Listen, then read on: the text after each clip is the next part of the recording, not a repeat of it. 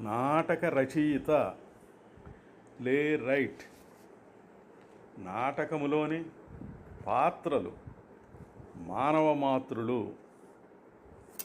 ఇతివృత్తము ప్లాట్ను అనుసరించి నటులు మరొకరిగా చర్యలు చేయటానికి వారి ఉనికిని తెలియజేసేటట్లు నటిస్తారు. ఆ వ్యక్తులుగా యాజ్ పీపుల్ ఎంతవరకు కనిపిస్తూ నటుల శక్తి సామర్థ్యాల చూపిస్తున్నారనే ఆసక్తి మనలో ఉంటుంది. ప్రపంచంలో గొప్ప నాటకాలలో పాత్రలు మర్చిపోలేము. కథను తగినట్లుగా అద్భుతంగా చిత్రించబడి ఉంటాయి.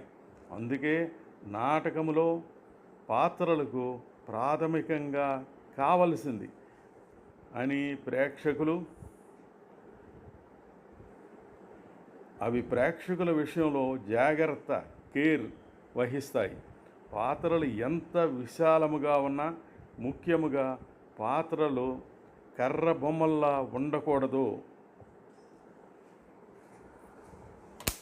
ఇది వరలో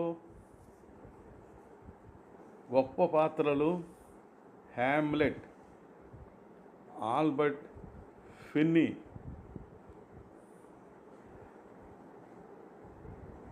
అమెండా, ఇయాగో,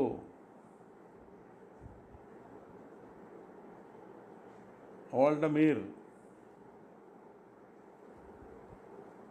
పీర్ గెంట్,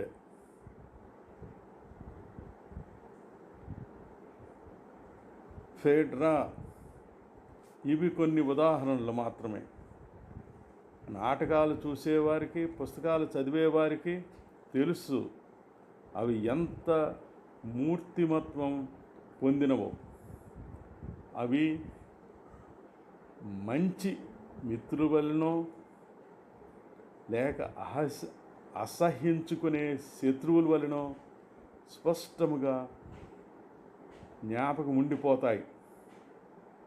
అవి మానవ మాతృలకు ప్రతినిధుల్లా సజీవముగా ఉంటాయి. వాటి స్వభావములు, అట్రిబ్యూట్స్, భావములు, ఫీలింగ్స్, అంచనాలు, ఎక్స్పెక్టేషన్స్ అన్నీ నిజమైన వ్యక్తులుగానే ఉంటాయి. మనం వాటితో గుర్తుంచుకోవచ్చును, మనం వాటితో సానుభూతి చూపించవచ్చును. శ్రీ గురజాడ వెంకటప్పారావు కన్యాశుల్కంలో గిరీశం మధురవాణి, శ్రీ కాళకూరి నారాయణరావు వరవిక్రయంలో సింగరాజు లింగరాజు మరియు చింతామణిలో సుబ్బిచెట్టి చింతామణి, శ్రీ రాచకొండ విశ్వనాథ శాస్త్రి నిజంలో సార్వభౌమరావు మొదలగు పాత్రలు సజీవంగా చిరకాలం గుర్తుండిపోతాయి. ఇంకా కొన్ని జ్ఞాపకం ఉండిపోయే గొప్ప పాత్రలు శ్రీ భమిడిపాటి రాధాకృష్ణ, కీర్తిశేషుల్లో మురారి, శ్రీ మోదుకూరి జాన్సన్, నటనాలయంలో రాజారావు, శ్రీ కొడాలి గోపాలరావు, దొంగ వీరుడులో వీరడు రాంబ్రహ్మం, శ్రీ సోమరాజు రామానుజరావు, రంగూన్ రౌడీలో శంకర్రావు, శ్రీ బెల్లంకొండ రామదాస్ పునర్జన్మలో శ్యామల మూర్తి, శ్రీ ఆత్రేయ ఎన్జీఓలో రంగనాథం, శ్రీ ఎండమూరి వీరేంద్రనాథ్ రుద్రవీణలో బడిపంతులు, శ్రీ గణేష్ పాత్రో కొడుకు పుట్టాల్లో గంగులు, శ్రీ గొల్లపూడి మారుతీరావు రాగిణిలో రఘు, శ్రీ ఆకెళ్ళ కాకి ఎంగిలిలో మేనమామ అమ్మాయి మొదలగునవి. సంపూర్ణమైన పాత్ర నాటకానికి మనోవిశ్లేషణ కలిగిస్తుంది, లోకజ్ఞానాన్ని ఇస్తుంది, ఉత్సాహమునిస్తుంది. అలా లేకపోతే ప్రేమ, లవ్, ద్వేషం, హేట్ భయం, ఫియర్, సంతోషం, జాయ్, కోరిక, హోప్, నిరాశ, డిస్పైర్, వీటి అనుభూతిని పొందలేము. ఈ ఉద్వేగాలను నాటకం నుంచి పొందటానికి మనం నాటకానికి వెళ్ళేది. ఇవన్నీ పాత్రల మానవత్వం ద్వారానే మనం పొందుతాము. పొందకపోతే ప్రేక్షకులు ఉండరు. ఈ కారణం వల్లనే చాలామంది నాటకకర్తలు ప్రధానమైన ఇతివృత్తము, ప్లాట్ను తిరస్కరించాలని తలపెడుతున్నారు. మరియు పరిపూర్ణ నాటకములోని యాంత్రిక కల్పనలను కూడా తిరస్కరిస్తున్నారు. నిజానికి చాలామంది నాటకకర్తలు నవ్య నాటకాలలో చాలా వ్యత్యాసముతో పథకము వేస్తున్నారు. కథని రూపకల్పన చేయటంలో చాలా రకముల నవ్యత గల పాత్రలను కేవలము చూపించే ప్రయత్నం చేస్తున్నారు. తెలుగు నాటకరంగం పరిషత్తుల పోటీ నాటకాల పరిధిలో ఉన్నందున బహుమతులు దృష్టిలో పెట్టుకుని రచయితలు రాయటం జరుగుతోంది. ఉత్తమ నటుడు, ఉత్తమ నటి, ఉత్తమ సహాయ నటుడు, ఉత్తమ దుష్ట పాత్ర, ఉత్తమ బాలపాత్ర, ప్రాధాన్యత గల ఈ పాత్రల్ని నటులు ధరించటానికి మక్కువ చూపుతున్నారు. అందుకు రచయితలు రాయడానికి లిమిటేషన్ వచ్చింది.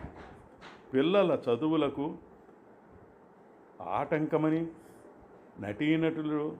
నటీమణులు డబ్బులు తీసుకుంటారు కాబట్టి బాల లేక స్త్రీ పాత్రలకు లిమిటేషన్ వచ్చింది.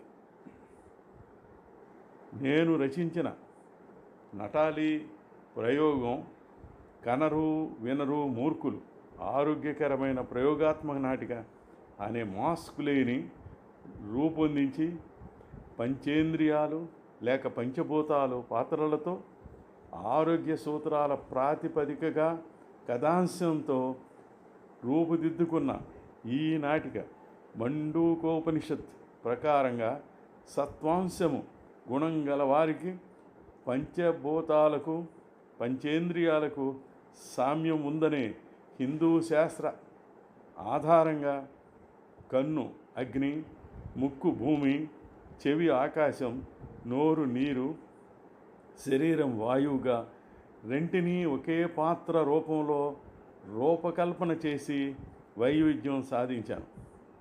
నాటక రంగంలో వినూత్న ప్రక్రియగా క్యారికేచర్ ప్రతిపాదికంగా పంచేంద్రియాలు మాస్కులు తయారు చేసి కళాత్మకంగాను ప్రతీకాత్మకంగాను ప్రదర్శించాం. ఉదాహరణకి కన్ను పాత్రకు పెద్ద కన్నులున్న మాస్క్ చేశాం. ఎర్ర రంగు అంగీ ధరింపజేసి అగ్నికి సాంకేతికంగా వాడాం. ఒకే పాత్ర కన్ను కానీ అగ్ని కానీ తీర్చిదిద్దాం. ఇదే విధంగా తక్కిన పాత్రలను రూపకల్పన చేశాను. మొదటి రంగంలో పంచేంద్రియాలుగాను, రెండవ రంగంలో పంచభూతాలుగా ప్రత్యక్షమవుతాయి. ఇది తెలుగు నాటరంగంలో అద్భుతమైన ప్రయోగం. నీకన్నా పశువు నయం, పిల్లలు పశువుల్లా ఆడిపాడి చెప్పే నీతి కథను రాసిన మరో విలక్షణమైన నాటిక జంతువులు పాత్రలుగా మాస్కులు ధరించి పిల్లలు నటిస్తారు.